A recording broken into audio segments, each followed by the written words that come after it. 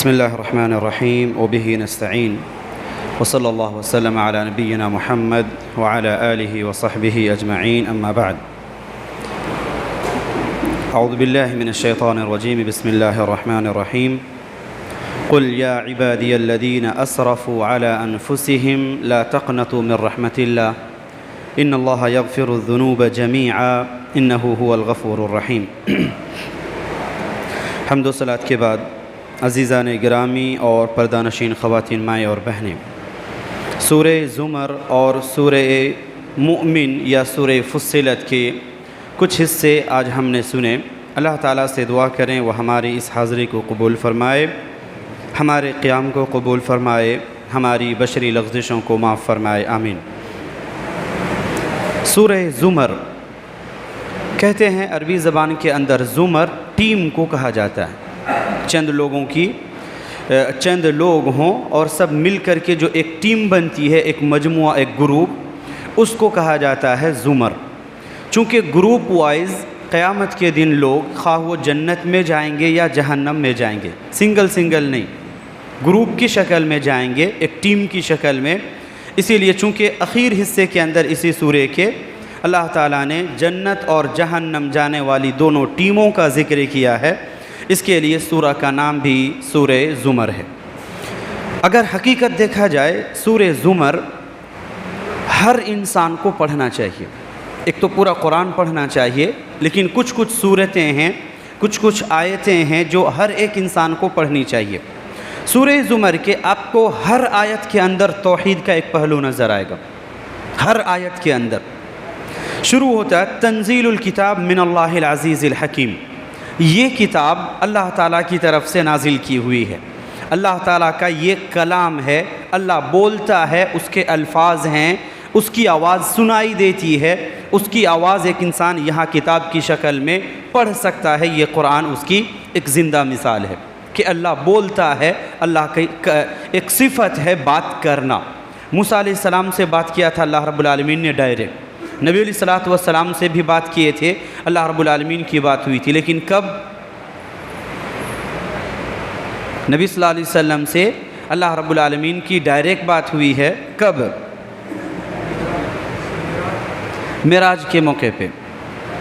معراج کے موقع پر اللہ رب العالمین نے نبی صلی اللہ علیہ وسلم سے ڈائریکٹ بات کی تھی، بیچ میں کوئی ترجمان نہیں تھا، کوئی ٹرانسلیٹر نہیں تھا۔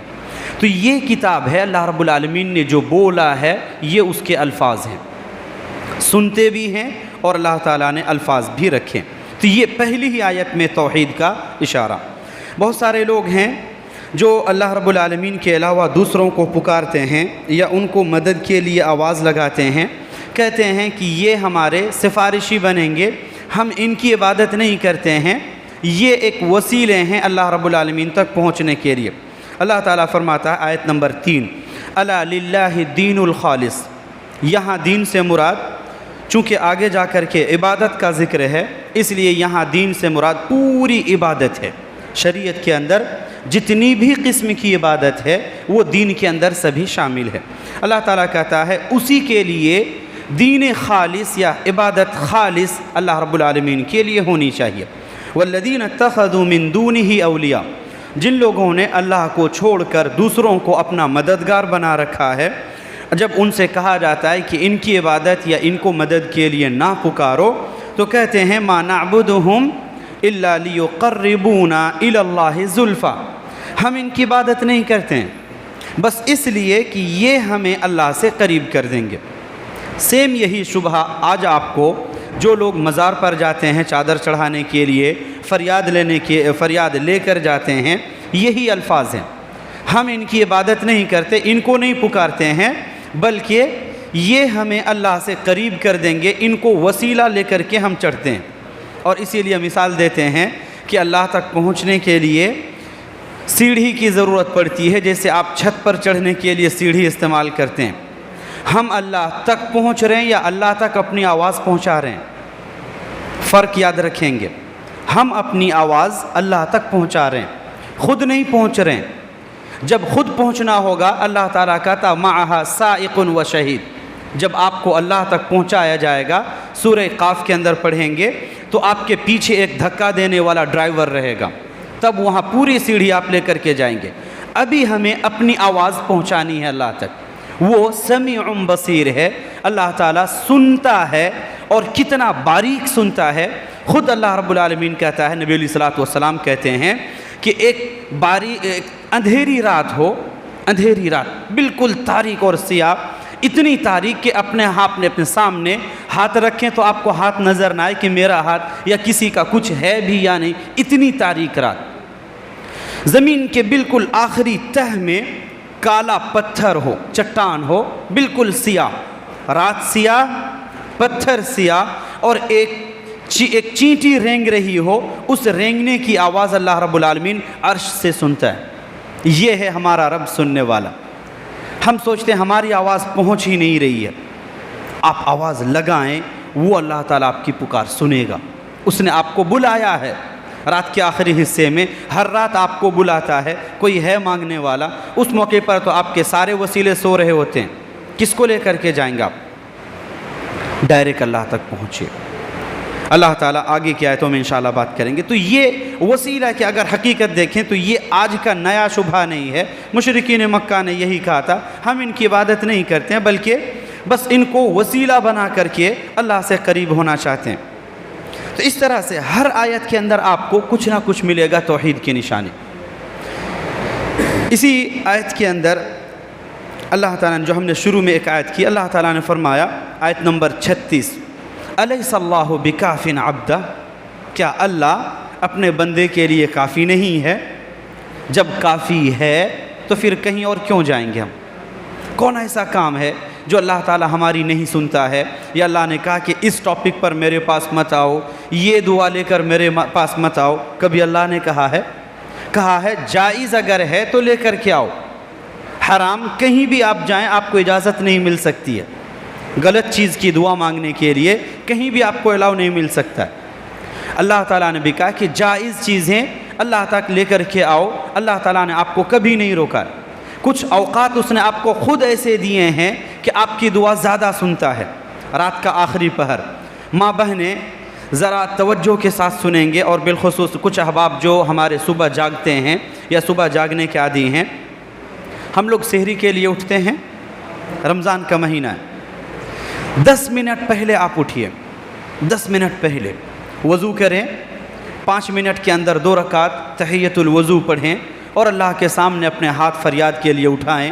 اللہ تعالیٰ اس موقع پر, چونکہ رات کا آخری پہر ہے, ہر رات اللہ تعالیٰ آتا ہے, اس پہر میں آپ اللہ کے سامنے اپنی فریاد رکھیں. انشاءاللہ اللہ تعالیٰ آپ کی دعا قبول کرے گا, آپ کی فریاد قبول کرے گا. ماں بہنیں ویسے بھی تھوڑا اور پہلے اٹھتی ہیں سحری بنانے کے لیے. 2 منٹ آپ کا سحری بنانے سے پہلے آپ تھوڑا سا وضو کر کے 2 رکعت نفل پڑھ لیں, جو تحیۃ الوضو یا صلاۃ الحاجہ کے طور پر پورے گھر والوں کے لیے آپ ایک فریاد کی لسٹ لے کر کے اللہ کے سامنے حاضر ہوں. وہ اللہ تعالیٰ آپ کی فریاد سننے کے لیے آیا ہوا ہے, اس نے آپ کو اگنور نہیں کرنا ہے. وہ اللہ تعالیٰ آپ کو اگنور نہیں کرے گا, وہ خود دینے کے لیے آیا ہوا ہے. اٹھتے بھی ہیں, بس تھوڑا سا عمل کے اندر فرق کریں گے تو انشاءاللہ العزیز اس کا اثر ہمیں نظر آئے گا. تو اللہ رب العالمین کافی ہے بندے کے لیے, اسے کسی کی ضرورت نہیں ہے. وہ تو ایسا ہے کہ اگر انسان اس کے کام نہ آئیں, انسان تو اللہ تعالیٰ جانوروں سے انسان کی حفاظت کرتا ہے. کئی سارے واقعات آپ کو ملیں گے, بہت سارے صحابہ کرام کے تعلق سے, کہ اللہ تعالیٰ نے ان کو شیر کے ذریعے سے حفاظت کی جنگلوں میں. بہت سارے آپ کو واقعات ملیں گے اس قسم کے. تو اگر انسان نہیں ہے انسان کی مدد کے لیے تو اللہ تعالیٰ کسی اور مخلوق کو اس کی حفاظت کے لیے بھیجے گا, لیکن اللہ تعالیٰ بندے کے لیے کافی ہے. وَيُخَوِّفُونَكَ بِالَّذِينَ مِن دُونِ, جو غیر اللہ ہیں وہ تمہیں اللہ سے ڈرائیں گے کہ اللہ ایسا ہے ویسا ہے, یہ سزا دینے والا, یہ سزا. اللہ تعالیٰ کہتا ہے یا عبادی الذین اسرفوا, اے نبی صلی اللہ علیہ وسلم آپ بندوں سے کہیں اے وہ لوگوں جنہوں نے اپنے آپ پر زیادتی کی ہے, اللہ کی نافرمانی کر کے, سستیاں کر کے, یا اللہ تعالیٰ کی بات پر دھیان نہ دے کر کے جنہوں نے اپنے آپ پر زیادتی کی ہے, لا تقنطوا من رحمت اللہ, اللہ کی رحمت سے مایوس مت ہو. وہ ان اللہ یغفر الذنوب جمیعا, اللہ اکبر, اللہ تعالیٰ تمام گناہ معاف کرنے والا، ایک دو نہیں، تمام گناہ اللہ معاف کرنے والا۔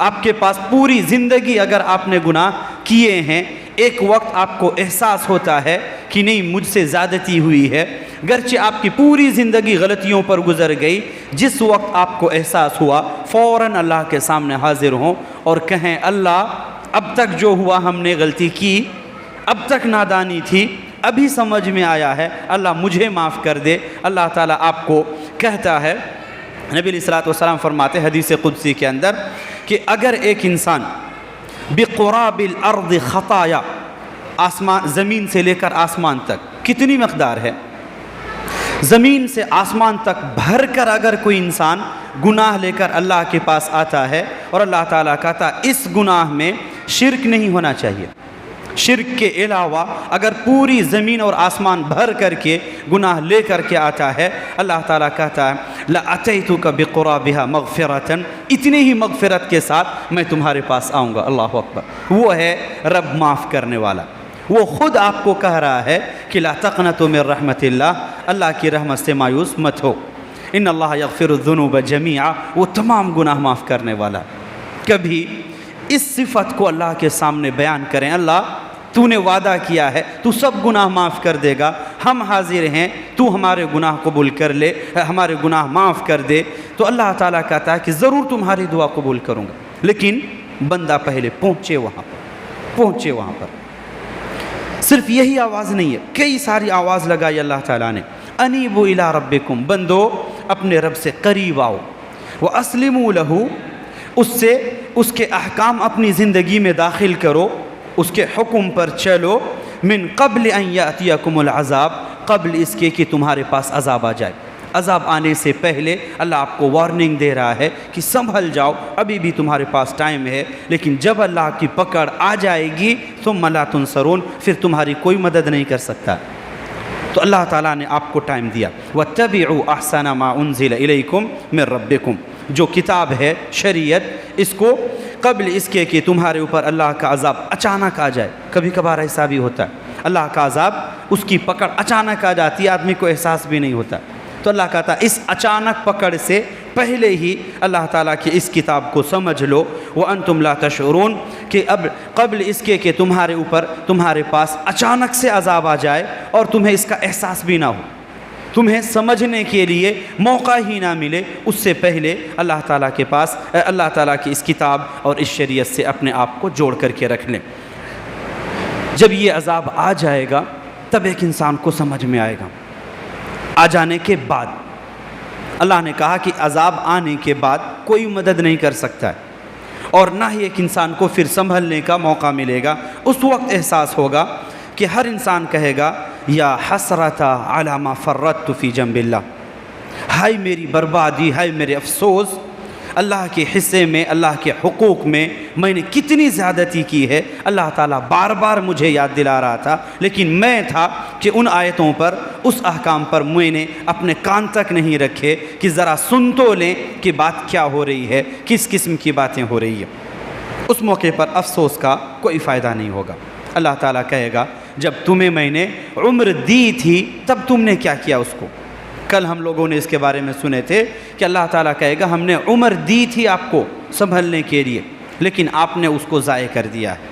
اب اگر آپ چاہتے ہیں کہ لو ان لنا کرۃ فنتبرأ منہم، تو ابھی یہاں آنے کے بعد آپ کو دوبارہ کوئی گنجائش نہیں ہے۔ اللہ تعالیٰ کہے گا اگر واپس کر بھی دیں تو تمہاری عادت ایسی ہے کہ وہاں واپس جانے کے بعد پھر وہی کرو گے جو کر کے آئے ہو اب تک، کیونکہ انسان کی فطرت ہے، وہ علام الغیوب ہے۔ اللہ تعالیٰ کی ایک صفت ہے کہ وہ تمام غیبی چیزوں کو جاننے والا ہے، وہ جان رہا ہے کہ انسان ابھی جو کر کے آیا کل بھی یہی کرے گا، اس کے لیے اسے بھیج کر کوئی فائدہ نہیں ہے۔ جو کر کے آیا ہے، خواہ وہ شرک کرے، کفر کرے، نافرمانی کرے، کچھ بھی کرے، جو کر کے آیا ہے وہی جا کر کے پھر کرے گا، تو اسے بھیج کر کوئی فائدہ نہیں۔ اور اس کے بعد جو ٹیم کی بات ہم نے شروع میں کی تھی کہ لوگ جنت اور جہنم میں ایک ایک جماعت کی شکل میں جائیں گے، ایک ٹیم کی شکل میں، تو پھر انہی لوگوں کا اللہ تعالیٰ نے آخر میں ذکر کیا۔ اللہ تعالیٰ جنتیوں کا ذکر کرتے ہوئے کہتا ہے جنت کے کتنے دروازے ہیں؟ جی 8 दरवाज़े और जहन्नम के 7 दरवाज़े। जन्नत के 8 दरवाज़े उस खातून के लिए तन्हा खुलते हैं जो नमाज़ पढ़े, 5 वक्ता नमाज की पाबंदी करे, रमज़ान के महीने में रोज़े रखे, अपने शौहर की इताअत करे और अपने इज़्ज़त की हिफाजत करे।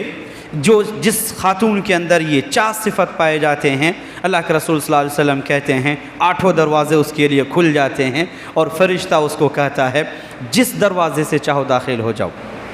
ये 4 सिफ़त। कभी मौका नहीं मिला, वरना एक उन्वान था कि मिसाली खातून के क्या क्या सिफ़ात होते हैं और ऐसे ही मिसाली इंसान के क्या क्या ख़ासियत होते हैं। हयात बाकी रहे तो इंशाअल्लाह किसी और मौके पर उसी उन्वान में से ये एक हदीस है जिसके अंदर कि अगर किसी खातून में ये 4 सिफ़ात पाए जाते हैं, चूँकि ये 4 सिफ़तें सिर्फ़ सिफ़त नहीं है, नमाज और रोज़े के अंदर अल्लाह का हक़ है, जो भी अल्लाह का हक़ है वो दोनों हुक्म के अंदर शामिल है। कि ये एक मिसाल है कि एक खातून हर नाहिए से अल्लाह ताला का हक़ सबसे ऊपर रखे। शौहर और इज़्ज़त ये 2 चीज़ है जो बंदों के हुकूक से मुताल्लिक़ हैं। शौहर और बंदों से शौहर और इज़्ज़त ये दोनों चीज़ें बंदों के हुकूक से मुताल्लिक़ हैं कि वो बंदों का हक़ हिफाजत के साथ करे। चूँकि ये 2 चीज़ें अहम है उस बाब में, चूँकि शादी होने के बाद उसकी ज़िंदगी का एक बड़ा हिस्सा होता है शौहर। उसकी नाराज़गी अल्लाह की नाराज़गी कही गई है कि जब तक वो अपने शौहर को ना मना ले तब तक फ़रिश्ते उस पर लानत भेजते हैं, और जब तक इसी हालत में अगर वफ़ात हो जाए तो फ़रिश्ते उस पर लानत भेजते रहेंगे। एक मरतबा हज़रत फ़ातिमा रज़ी अल्लाह ताला अन्हा कौन थी? इस पूरी कायनात के जिसे कहा जाता है सरदार, पूरी कायनात का। नबी अलैहिस्सलातु वस्सलाम कहते हैं अना सय्यिदु वुल्द आदम, आदम की औलाद का मैं सरदार हूँ। इस सरदार की बेटी थी हज़रत फ़ातिमा रज़ी अल्लाह ताला अन्हा। हज़रत अली उनके कौन थे? हज़रत फ़ातिमा के कौन थे? शौहर थे। किसी बात पर दोनों की अनबन हुई, कहा सुनी हुई, थोड़ा सा आया कि मैं नबी की बेटी हूँ, थोड़ा सा ऐसा मसला आया। हज़रत अली नाराज़ हो गए और इसी दरमियान में हज़रत फ़ातिमा नबी सल्लल्लाहु अलैहि वसल्लम के पास आईं और कहा अब्बू मेरे शौहर ने ऐसे ऐसे कहा है। नबी अलैहिस्सलातु वस्सलाम ने क्या कहा? चलो मुकद्दमा लेकर चलते हैं। आपने कहा जैसे आए हो वैसे वापस चले जाओ। अगर इसी हालत में तुम्हारी वफ़ात हो जा रही है और तुम्हारा शौहर तुमसे नाराज़ है तो मैं भी तुम्हारे लिए कुछ नहीं कर पाऊँगा। ये वालिदैन के लिए भी एक नसीहत है कि अपने बच्चों के, ऐसा नहीं है कि उनकी मांग गलत थी या क्या है, आप पहले सिचुएशन समझें और उसके बाद उसको हैंडल करें। हो सकता है कभी कभार दामाद की भी गलती हो, ऐसा नहीं कि वो धुला हुआ है, उनसे भी गलती हो सकती है, कभी बच्ची से भी गलती हो सकती है, और कभी एक साथ दोनों तरफ से हो सकता है, और कभी कभी ऐसा भी होगा किसी की गलती नहीं है, बस यूं ही एक चीज़ पैदा हो गई है।